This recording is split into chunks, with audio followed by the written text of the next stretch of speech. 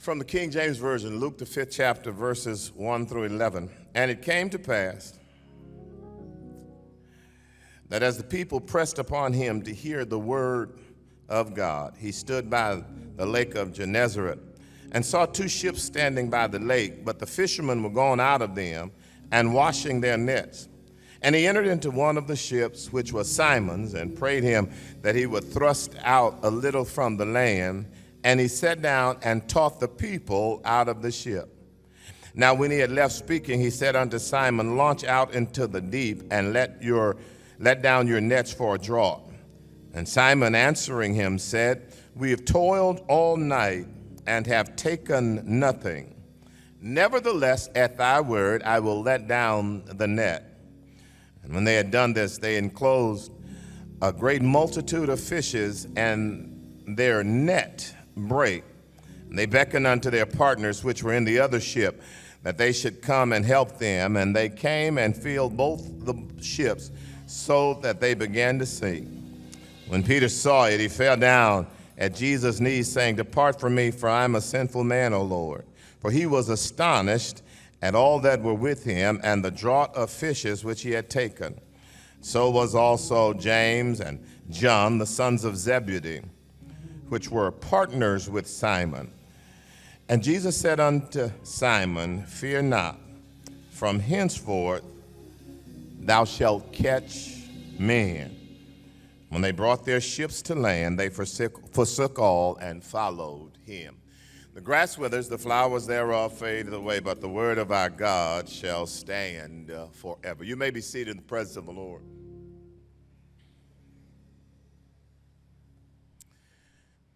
The sports world has been shaken, and many of us, by the recent events in the life of Sha'Carri Richardson, a young lady from Dallas who ran track at LSU, arguably, based upon the time when she was 19, one of the 5 fastest women to ever live. She qualified for the Olympics in the 100-meter and was going to run on the relay, but after testing positive for THC, marijuana, she was disqualified for 30 days and was unable to participate in the Olympics. I want to say a couple of things real quick as I prepared to preach this sermon. One is, people have asked me what my thoughts were about her experience, and I'm at the point now, the older I get, the less I have to say about most things. As a matter of fact, I think one of the problems is too many of us have comments about everything. Number one, we don't know that much because our knowledge is limited. But number two, not that many people are concerned what our opinions are. But I do want to tell you what impressed me about her. What impressed me about her was after she tested positive, she said these words on the Today Show: I want to take responsibility for my actions. I know what I did, I know what I'm supposed to do, and I'm allowed not to do. And I still made that decision. I'm not making an excuse. I'm not looking for empathy in my case. It was a devastating failure. To practice all your life for that one shining moment and to have it taken away. But what really impressed me were these words that Sha'Carri said: I may not make the Olympics, but I will be back next year for the World Championships. What impressed me with what Sha'Carri said, she accepted responsibility. She said, I did it, I'm wrong, don't want to whitewash that. But she said to us when she said, I'll be back, is that in life, failure does not have to be fatal, and it doesn't have to be final.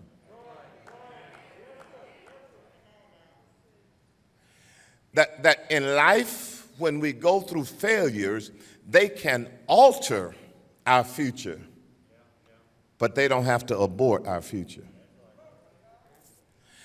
And the great tragedy with many of us is we don't understand that with Jesus, you can have a future even after failure.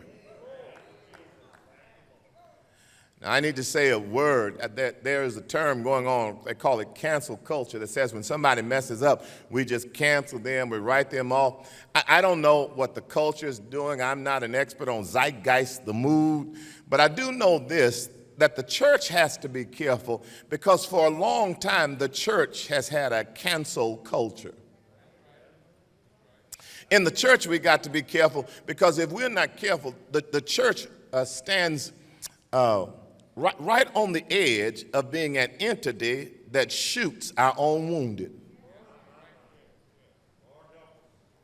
And when somebody messes up in the church, when they make a mistake, we write them off. And we're quick to join the bandwagon that says, I knew they wasn't going to be nothing the whole time.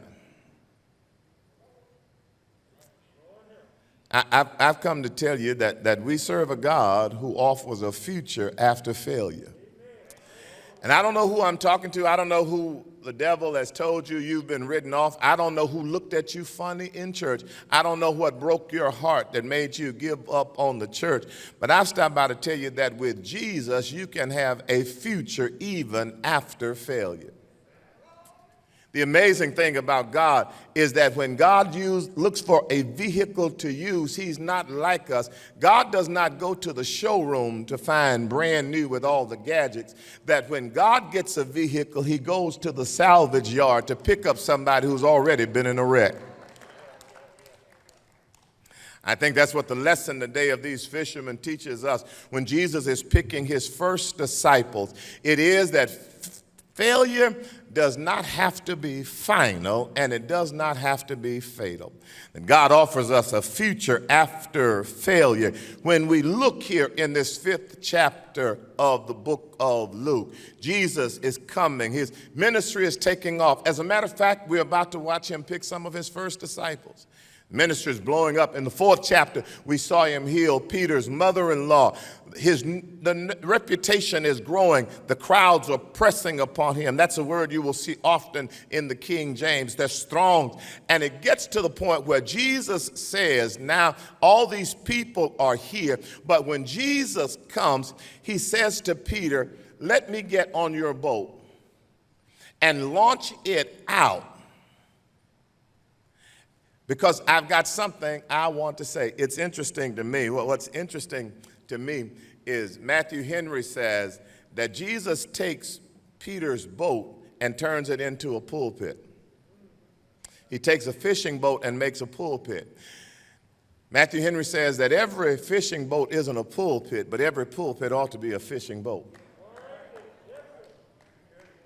Let me just walk you through what has happened. Can I talk to you first about the disappointing venture? The Bible says when we pick up on these fellas, they are washing their nets because Peter tells us that they have gone out and all night they have fished and caught nothing. They have experienced failure at a high level, and here it is. There is, when we look at them, this text gives us the loss of hope because they are washing the nets. It means that they have given up on fishing. They have thrown in the towel now. They're washing the nets because all night long they have been fishing and they've not taken anything. Do you see this loss of hope? It's a loss of hope because of the lateness of the hour. They are in the place where the fish should be. They've lost hope because for Peter, this isn't a fishing trip. It's what he does for a living. He's in the right place. He's at the right time with all the necessary equipment and still nothing. Have you ever been there? When it looks like your best efforts are futile? Have you ever been in a place where it looks like you've just been standing still, where you tried, you gave your best in a relationship? Nothing. Did your best at a job? Nothing. Some ministry you were committed to? Nothing. And for some of us, if we're honest with ourselves, this past this pandemic kind of found us in a place where we didn't feel like failures, but we felt like our work was futile. We'd done the best we could, but we couldn't see ourselves advancing. We were like an army who had been given mark time march. We almost had the bubblegum syndrome, where we had a whole lot of activity but no advancement.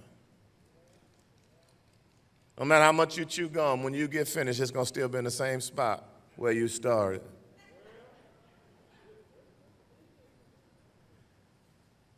I need to suggest something to you that just makes me want to shout. Not just the loss of hope or the lateness of the hour, because it's been all night. But the great tragedy for Peter and the fishermen in the text isn't the loss of hope or the lateness of the hour. It's the lack of the holy. Because Peter meets Jesus in chapter 4, but he goes back to his life in chapter 5. Here is a shout in the text. Here's something to tweet. Here's something to write in the chat box. We are failures, even at the familiar, if we leave out the holy. That there is nothing you can do in life effectively if you don't invite Jesus in. I'm preaching already. We are failures even at the familiar when we exclude the holy. They are engaged in a disappointing venture. He knew how to fish. He knew where to fish. He had fishing equipment, but he meets Jesus in chapter 4 at his house and goes back. And I need to tell you that if ever you try to go back to doing what you used to do before you met Jesus, it's a setup for failure.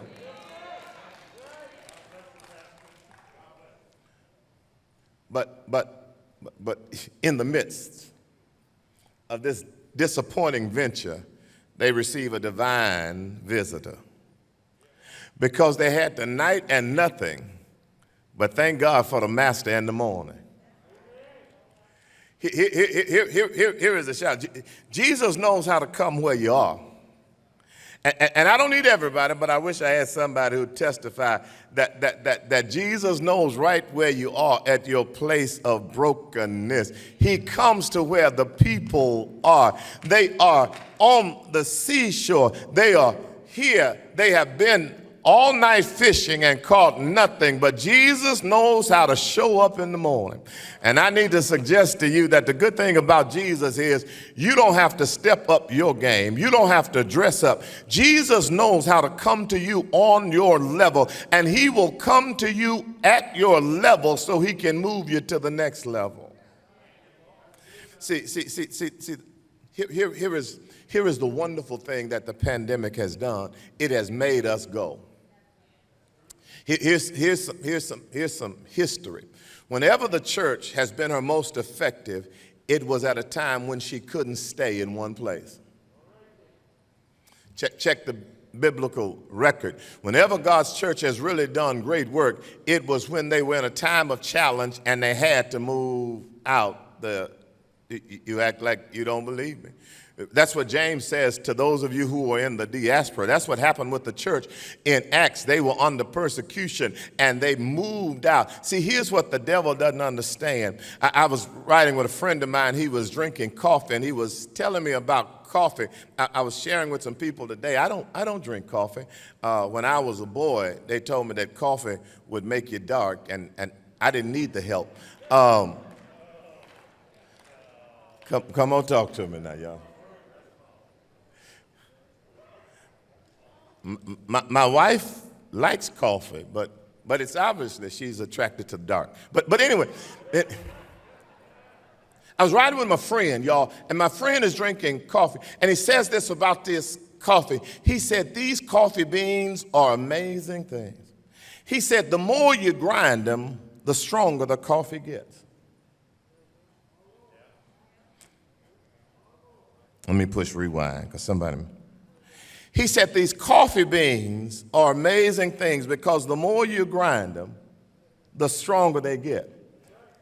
And all you got to do to see how strong they really are is just add hot water. What the enemy doesn't understand about the church is if you really want to see a believer do their very best, just put them in a grinding place and add some hot water, the stronger we'll get.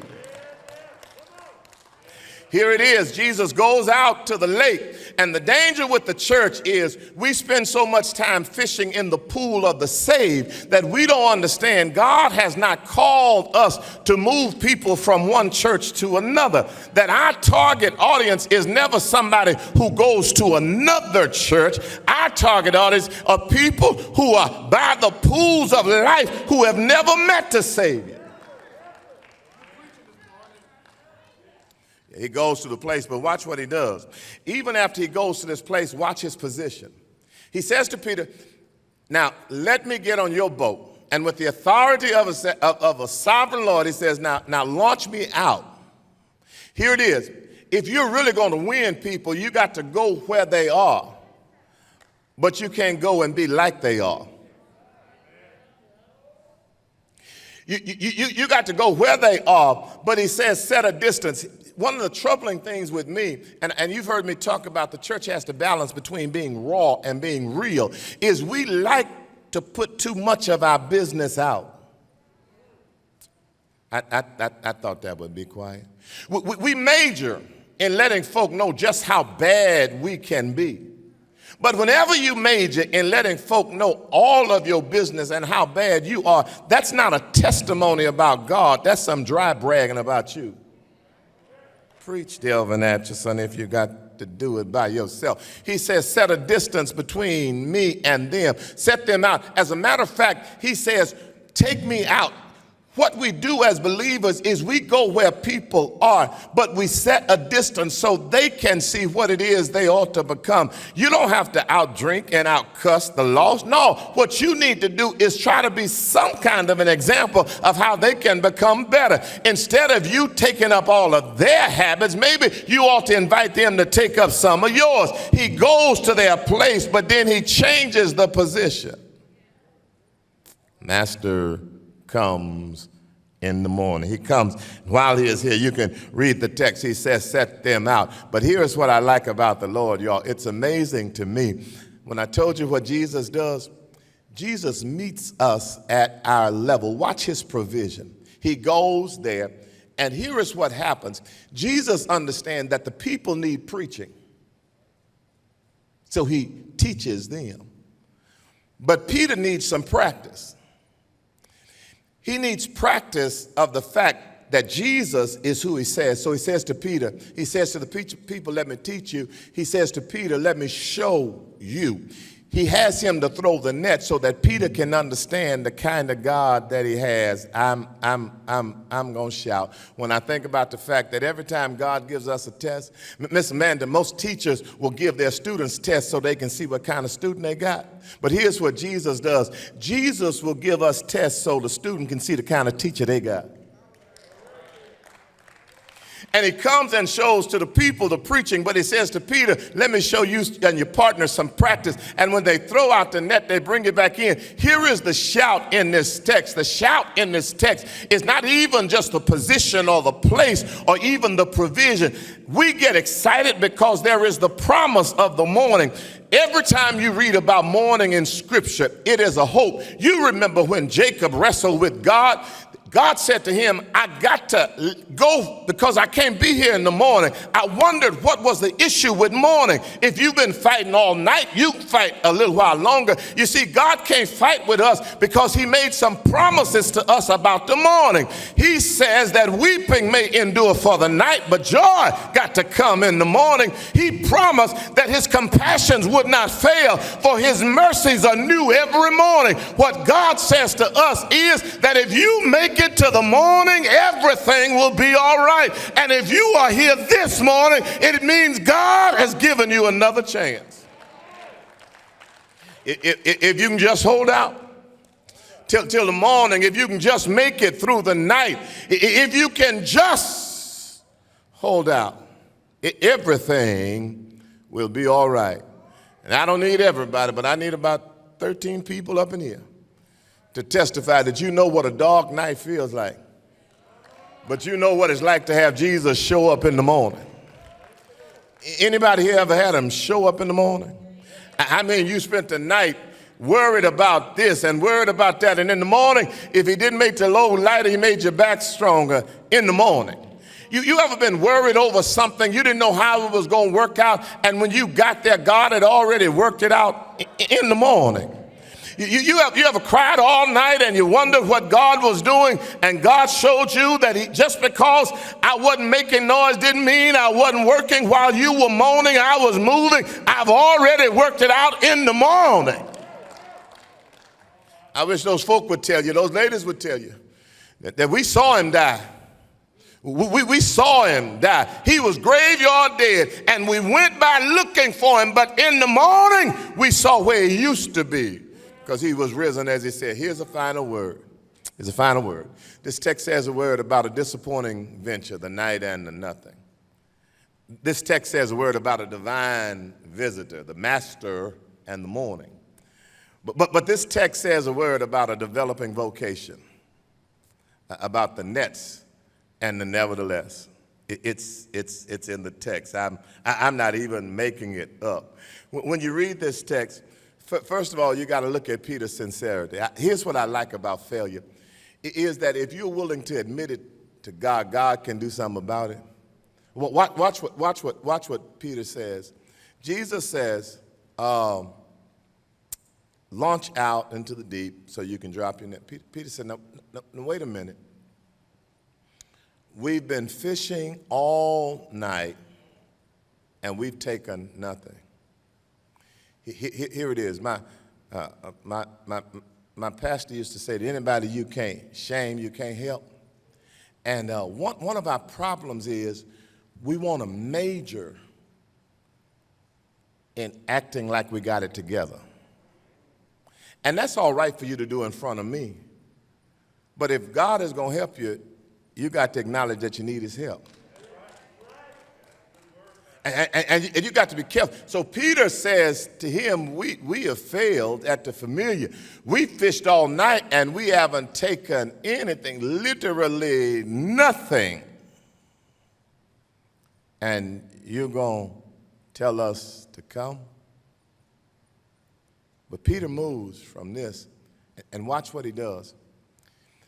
There is in Peter this element of surrender, because he says to him, at your word. Nevertheless, at your word.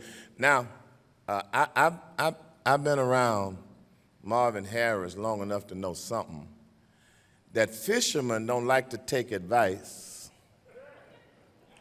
from folk who don't fish. Watch. Peter isn't a Saturday morning fisherman. He does this for a living. And not only does he do it for a living, but he's with other people who are partners. First time you see that word partners, it has to do with people who are in the same business. The second time it has to do with the people who are on his boat. Watch the text. Peter says, now we tried. As a matter of fact, night is the best time to catch the fish. And everybody knows that if you're going to fish in the morning, you fish in the shallow, not in the deep. And to mess things up, one commentator, Blvd, said that when Jesus says to him to throw out the net, that these nets were large white nets, that the reason they used them at night was because during the day they were visible to the fish. But if you say throw them down,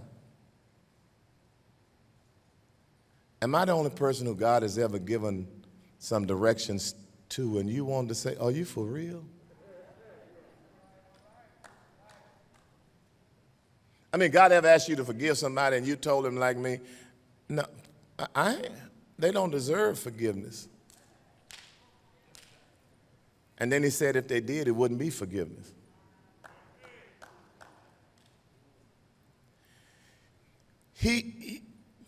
Sometimes being a Christian means that even when what God says doesn't make good sense, I got to do it anyway. Nevertheless, at thy word. But let me show you something interesting in this text. He has some surrender, but Peter still has some skepticism. I'm not making it up. Jesus says to Peter, and you can walk with me in this text. Watch this. Jesus says in verse 4, launch out into the deep and let down your nets for a draw. Peter says to Jesus, we've toiled all night, verse 5, nevertheless at thy will I will let down the net. Don't miss me. In verse 7, when Peter calls the people over, it's because in verse 6, the net broke. I'll watch this again. I want you to watch me. Jesus says in verse 4, launch out into the deep and let down your nets for a draw. Peter says, nevertheless, at thy word, I will let down the net. Verse 2 says they were washing their nets. Verse 6 says, and their net broke. Here it is, because I know you wanted to shout with me. Jesus told Peter to let down the nets. Peter said, I'm going to do it, but I ain't all in. I'm going to let down a net.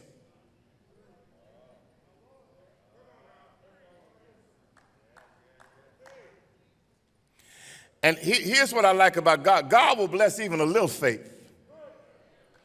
But he shows us that your blessings will become burdens if you don't know how to handle them. They got nets. The Bible says they were washing their nets. And the fact that they were washing them meant that they intended to go back out. Jesus says, throw down your nets. Peter says, I'll let down a net. And that net couldn't handle all that God has. How many times do we lose blessings because God says, give me nets, and you give him a net?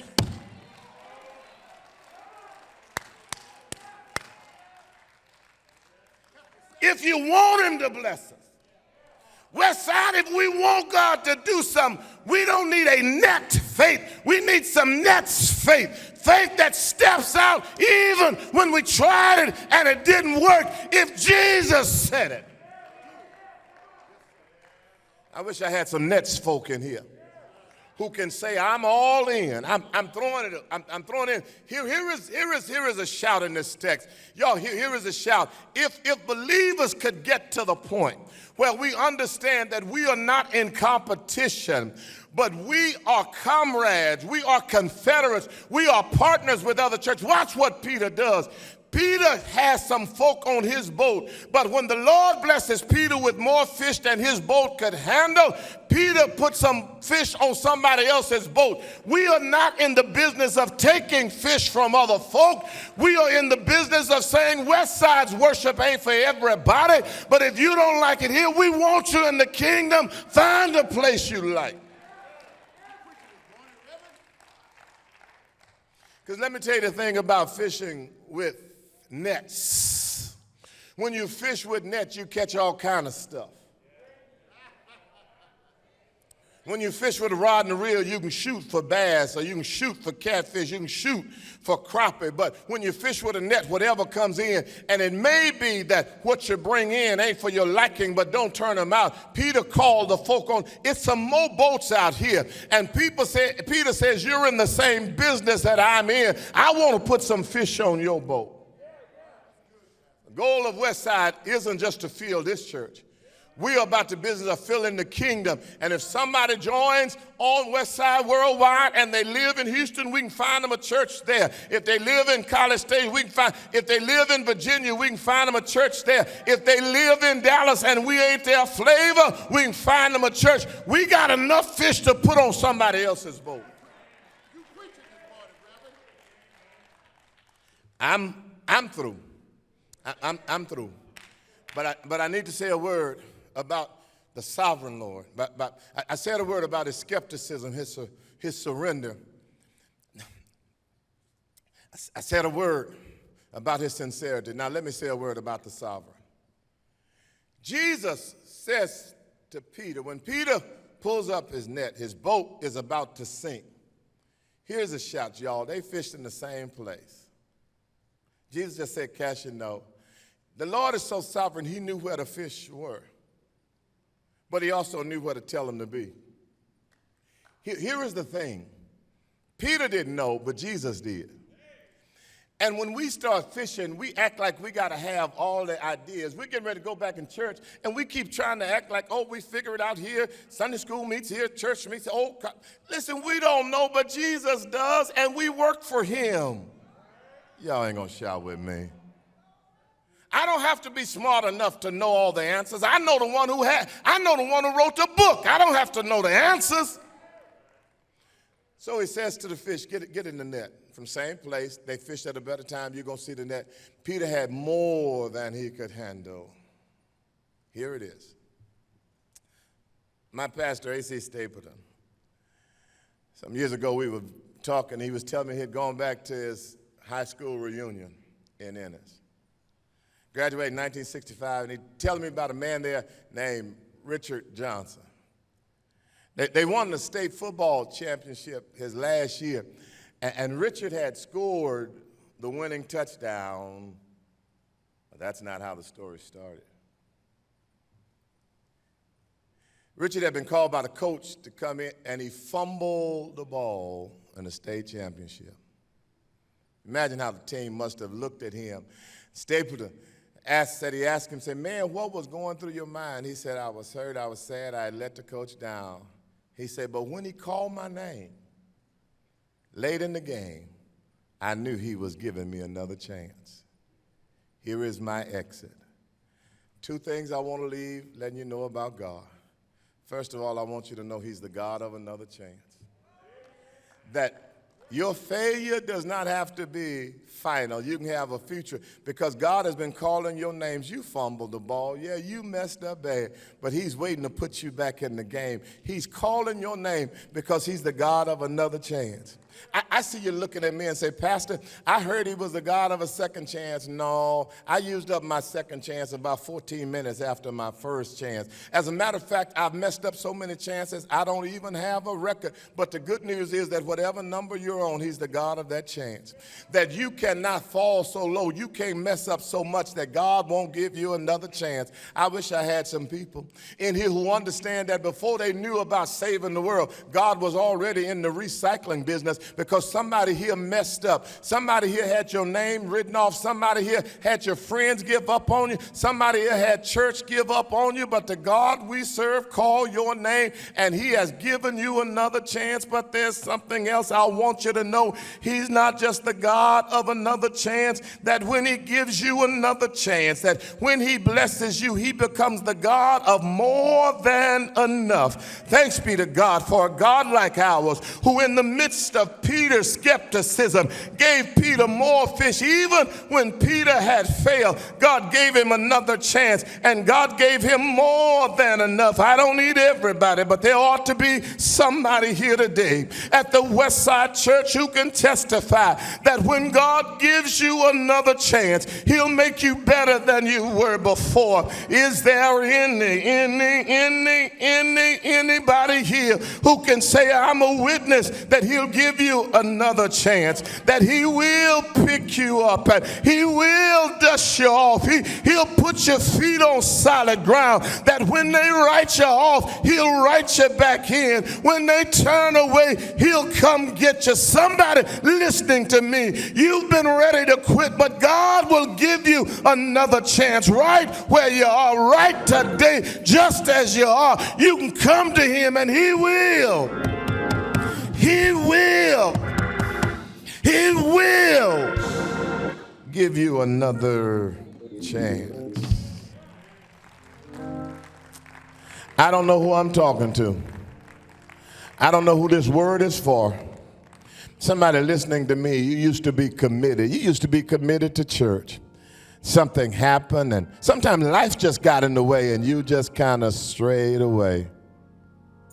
You kept saying, I'm going to get it right. I'm going to come back. I'm going to do it. But you've wandered away. And God is saying to you, I want to give you another chance. Somebody listening to me, your life feels like it's been futile. It's been failure. And God is saying to you, I want to give you a future.